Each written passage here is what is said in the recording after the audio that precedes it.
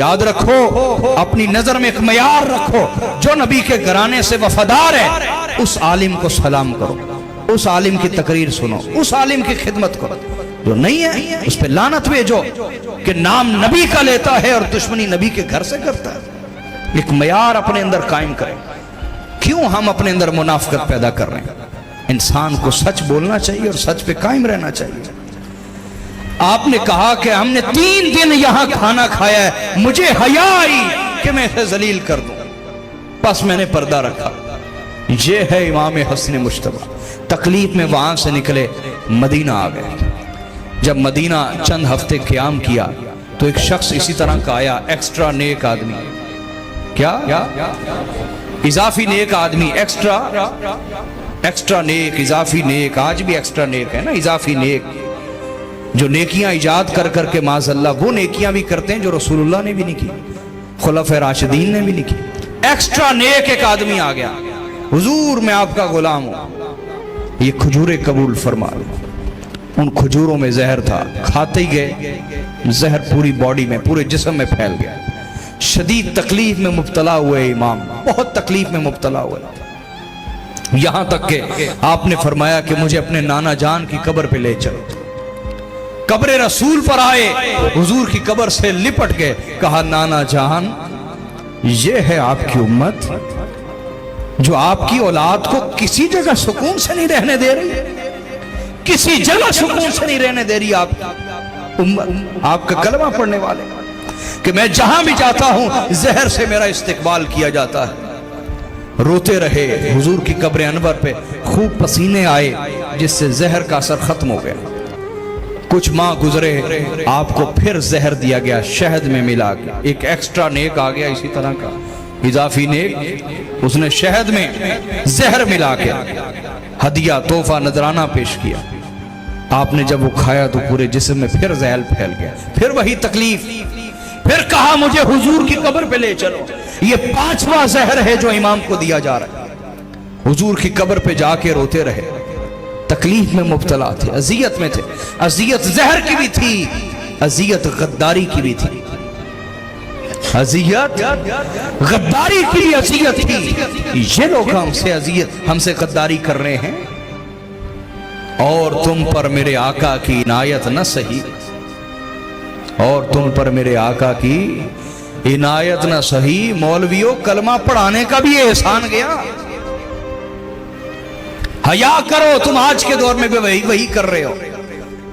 तुम्हारे पास वो ताकतें, वो कुव्वतें हों जो यजीद के पास थीं, तुम उससे कम साबित ना हो, तुम उससे कम साबित ना हो।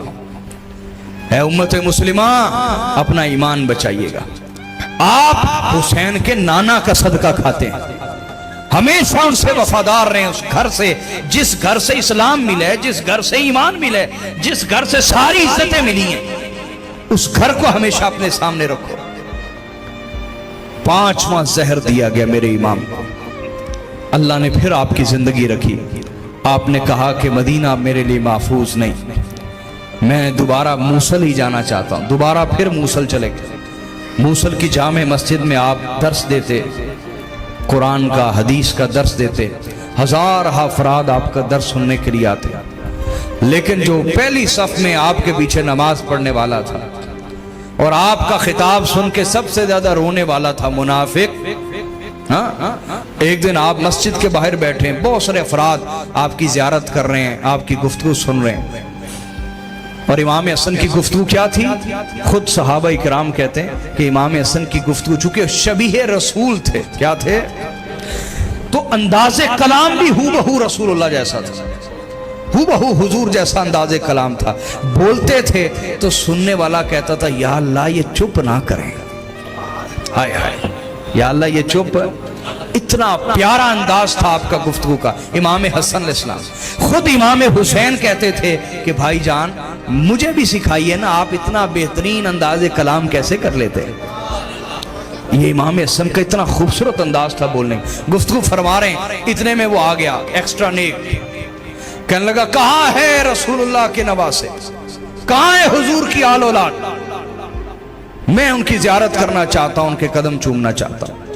बूढ़ा आदमी था, हाथ में چھڑی ہے, عصا ہے, نوک والا دیکھا ہوا نا عصا, وہ تھا ہاتھ میں, ڈگوری بھی کہتے ہیں اس کو, عصا ہاتھ میں پکڑا ہوا. کہا بھئی میں نواس رسول کی زیارت کرنا چاہتا ہوں. لوگوں نے جگہ دے دی, قریب آیا, امام کے ہاتھ چومتے چومتے پاؤں کے اوپر رکھی, نوک دبا دی, وہ زہر سے بھری ہوئی تھی, وہ زہر پوری ٹانگ میں پھیل گیا امام کے. اس کو پکڑ لیا گیا, اس لعین کو. حضرت عبداللہ ابن عباس نے اس کا قتل کیا. لیکن تکلیف تو امام کو پہنچ چکی تھی. یہ ان ہستیوں کو تکلیفیں پہنچی ہیں جنہیں ادنا سی تکلیف پہنچانا بھی اذیت رسول ہے, اذیت رسول. اور قرآن نے کہا ان الذین یؤذون اللہ ورسولہ لعنہم اللہ فی الدنیا والآخرہ, بے شک جو اللہ اور اس کے رسول کو اذیت دیتے ہیں دنیا و آخرت میں خدا کی ان پر لعنت ہے. دنیا و آخرت میں خدا کی ان پر جو رسول کو اذیت دیتے, انہوں نے رسول کو اذیت دی. امام حسن کو زہر دے کے آپ دوبارہ پھر مدینہ ہی آ گئے. کیا 6 مرتبہ زہر دیا جا چکا ہے امام پاک. 7ویں مرتبہ جب مدینہ آئے, اب کی بار آپ کے گرد ایک پیرا تھا پورا, جو پانی تھا اس کے اوپر رات کو مہر لگا دی جاتی تھی. اگر آپ نے پینا ہوتا تو اس کی مہر توڑتے تھے, پھر وہ جگ کھلتا تھا اور پانی پیتے تھے, تاکہ آپ کو جو بھی پانی دیا جا رہا ہے, کھانا دیا جا رہا ہے, وہ محفوظ ہو. اس کی بار جو زہر دیا گیا اس بار, وہ اتنا باریک تھا کہ جو مہر تھی اس کے اوپر جو کپڑا لگا ہوا تھا وہ اس سے بھی سرایت کرتے ہوئے آپ کی سراہی میں چلا گیا. جو پانی کی سراہی تھی اس کے اندر چلا گیا. جب امام اٹھے تہجد کے وقت, حسب معمول آپ نے کچھ پانی پیا تو وہ اتنا زہریلا زہر تھا کہ اسی وقت خون کی الٹیاں آنا شروع ہو گئیں. آپ نے بلایا امام حسین کو, دوسرے بھائیوں کو فوری بلایا, کہا مجھے لگتا ہے میرا آخری وقت آ چکا ہے. مجھے 6 دفعہ پہلے زہر دیا گیا, لیکن جو 7ویں دفعہ اب دیا گیا ایسا زہر کبھی میرے جسم میں داخل نہیں ہوا. یہ انتہائی اذیت ناک ہے, انتہائی تکلیف دے. سارا مدینہ ہی مسلمانوں سے بھرا ہوا. یہ کون تھے جو کلمہ پڑھنے والوں کے اندر ہی تھے؟ وہ جو تب تھے وہ آج بھی ہیں, وہ آج بھی ہیں, وہ آج بھی ہیں, یاد رکھو. امام حسن کو 7ویں دفعہ زہر دیا گیا میرے امام کو, خون کی الٹیاں آنا شروع ہو گئی. تشت لائے جاتے, تھال اور جگر کے ٹکڑے ہو کے الٹی کے ساتھ باہر آتے. ہر کوئی رو رہا تھا, ہر کوئی تکلیف میں تھا, ہر کوئی اذیت میں تھا. آپ ہلکا ہلکا تھوڑے تھوڑا گفتگو فرماتے, پھر الٹی آتی, جگر کے ٹکڑے ہو کے آنتڑیاں کٹ کٹ کے باہر آ رہی. تھال ایک لایا جاتا ہے, دوسرا لے جایا جاتا ہے, خون کی الٹیاں اندر سے کٹ کٹ کے, جگر آنتڑیاں کٹ کٹ کے باہر آ رہی. اتنی اذیت کس کو دی گئی؟ جسے میرے نبی نے کندھوں پہ بٹھایا, چوما, ماتھے سے, گال سے, چہرے سے, ہونٹوں سے چوما میرے نبی نے, کندھوں پہ بٹھایا, اپنی پشت پہ سوار کرایا, اپنی محبت کہا, اپنا محبوب کہا, اپنی محبت کا معیار قرار دیا جسے. یہ اسے تکلیف. امام حسن علیہ السلام انتڑیاں کٹ کٹ کے گر رہی تھال کے اندر, اذیت ناک کیفیت میں مبتلا ہیں. اتنے میں امام حسین کو بلایا, کہا جائیں ام المومنین حضرت عائشہ صدیقہ کے پاس, انہیں کہیں کہ وہ جو حضور کی قبر انور کی دائیں طرف کی جگہ خالی ہے, میں چاہتا ہوں میری قبر وہاں پہ بنے, تو اگر وہ اجازت دیں تو مجھے آ کے بتانا. جب وہ گئے تو حضرت عائشہ صدیقہ نے کہا کہ یہ جگہ تو میں نے اپنے لیے رکھی تھی, لیکن اگر امام حسن نے خواہش کا اظہار کیا ہے تو وہ مجھ سے زیادہ حق رکھتے ہیں کہ میرے نبی نے کبھی انہیں اپنے سینے سے جدا نہ کیا, آج بھی وہ حق رکھتے ہیں کہ حضور کے ساتھ لیٹیں قبر میں بھی, میں انہیں اجازت دیتی ہوں. امام حسن کے پاس آئے, کہا کہ اگر میرے جنازے پہ کوئی فساد نہ کیا انہوں نے, سوچو کتنی تکلیف میں ہوں گے امام. یہ بھی پورا اندیشہ تھا اور ایسا ہی ہوا. کہا اگر میرے جنازے پر انہوں نے فساد کیا, مجھے زہر دینے والوں نے, تو پھر مجھے عام مسلمانوں کے ساتھ دفن کر دینا, میرے جنازے پر لڑائی مت کرنا, فساد مت کرنا. جب امام اس تکلیف والی کیفیت میں مبتلا ہو بالآخر 28